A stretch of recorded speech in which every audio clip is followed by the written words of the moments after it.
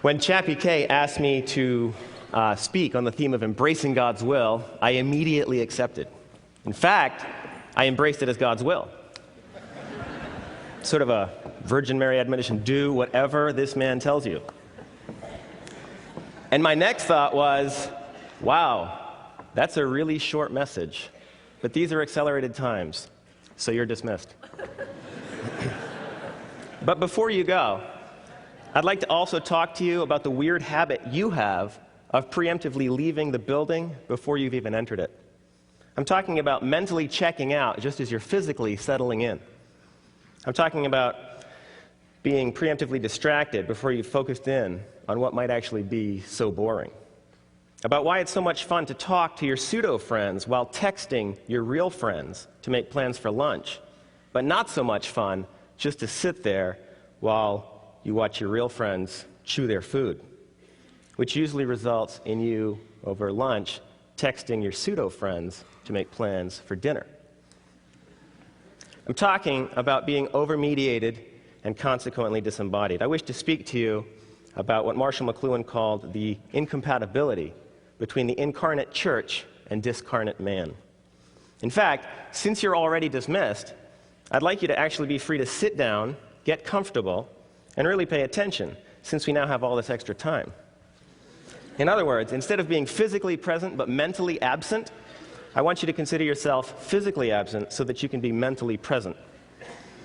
In public speaking, this is called an attention grabber.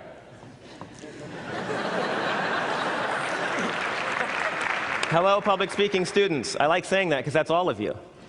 But here's the problem. Under conditions of a world where everything is vying for your attention, nothing actually has the power to grab it anymore. When everything grabs your attention, it grabs it in 15 to 20-second bursts of attention at minimum, and at maximum, it lasts about 3 minutes, roughly the length of a music video. Cui bono? That's a fancy Latin phrase for who benefits from this shortened attention span. Your banker benefits because you're not paying attention closely enough to your electronic deposits and electronic withdrawals. Your politicians benefit because the people easily distracted are easily dissuaded from their own opinions and perhaps their own convictions. Your media entertainment consumer complex benefits because it's so easy for advertisers to create desires you didn't have, to make you buy products you don't need with money you haven't earned to impress people you can't stand. Your churches churn and turn over members and leaders like a laundromat because with 23,000 Protestant denominations to choose from, the primary reason for switching churches now is musical worship style, or in other words, how you feel emotionally about the 3-minute song you just heard. So really, everyone benefits from this except for you. At the ExxonMobil gas station, there's a poster for their Speed Pass payment system. They actually advertise the product with the headline, "No attention span needed."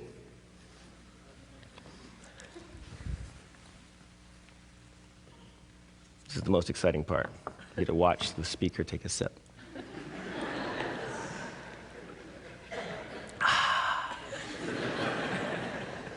In David Pogue's New York Times video blog about Twitter, he explains what it is and what its finer points are. He summarizes by asking, quote, "Is it a time drain? Yes. Trendy? Yes. Is it another ego thing, like how many friends do I have? Yes. Is it a fad? Yes." These are his critiques. Then his positive accolades. But is it also addictive, powerful, and very entertaining? Yes. Now my question to you is, since when did addictive, powerful, and very entertaining become the measure of goodness, truth, or beauty? Think of what else falls into this exact category, like cocaine, pornography, or romance novels. Now think about the Word of God.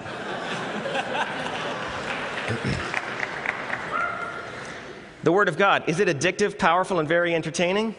In truth, it's only one of these three things. And it is powerful only to the degree to which you approach it with without the need, desire, or expectation that you will be very addictively entertained by it. In other words, what matters are the conditions of attendance and the form of transmission. If you are, like the average American is today, spending 12 hours of your 16-hour day engaged in some form of electronic mass media, then you are habituating your psyche to have certain needs. You might identify with the Calvin and Hobbes cartoon, in which Calvin says, "I think life should be more like TV. I think all of life's problems ought to be solved in 30 minutes with simple homilies. Don't you? I think weight and oral hygiene ought to be our biggest concerns. I think we should all have powerful, high-paying jobs, and everyone should drive fancy sports cars. All our desires should be instantly gratified. Women should always wear tight clothes, and men should carry powerful handguns. Life overall should be more glamorous, thrill-packed, and filled with applause, don't you think?" Under conditions of 12 hours a day of mass media, we have literally fulfilled the letter of the law of Deuteronomy 11, 18, and 19, but with the wrong medium. Fix these images of media in your hearts and minds. Tie them as symbols on your hands and bind them as logos on all your clothing.